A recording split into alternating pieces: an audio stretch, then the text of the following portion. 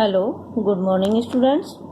बच्चों, जैसे हमारे सारे प्रश्न उत्तर हो गए हैं, खाली स्थान भी, सही गलत भी, सही पर निशान लगाने के लिए भी, आज हमारे प्रश्न उत्तरों का नंबर है।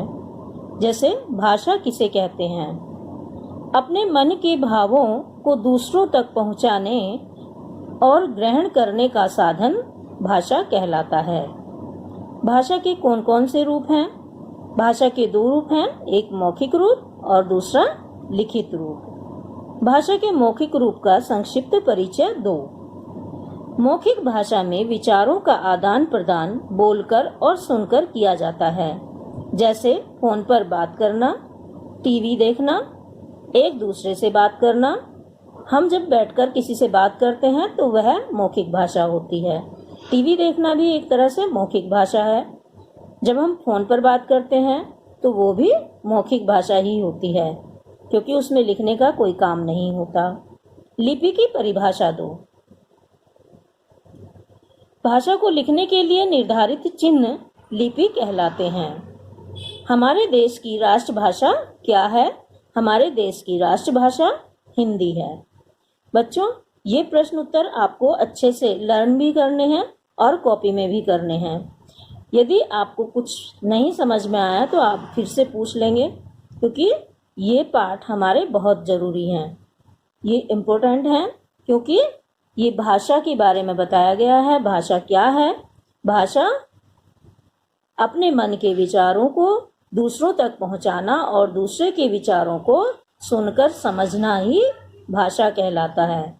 जैसे भाषा के दो रूप होते हैं, एक मौखिक और दूसरा लिखित।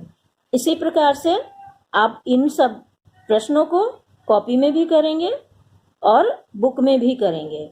जिनके पास बुक नहीं है वो कॉपी में ही करेंगे और अच्छे से याद भी करेंगे, क्योंकि हमें याद करना जरूरी होता है। यदि हम याद नहीं करेंगे तो वो चीज़ हमारी समझ में नहीं आएगी। बच्चों, एक बात और थी कि व्याकरण क्या है।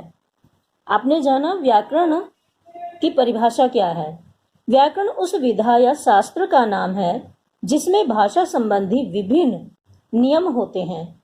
ये नियम हमें भाषा के शुद्ध प्रयोग का ज्ञान कराते हैं।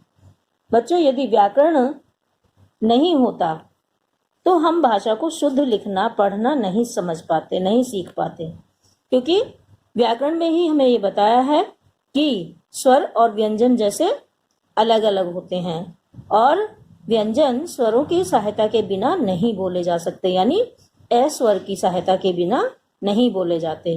क्योंकि हमारा दूसरा पाठ वही आएगा, वर्ण और वर्ण विचार, वर्णों के बारे में ही, वर्णमाला। तो उस पाठ के लिए भी हमें ये समझना बहुत जरूरी है कि स्वर और व्यंजन अलग अलग होते हैं। तो दूसरा पाठ हम कल शुरू करेंगे, क्योंकि आज आपको यही काम बहुत है। तो आप इस काम को अच्छे से करेंगे, याद भी करेंगे और लिखेंगे भी, कॉपी में भी और किताब में भी। धन्यवाद।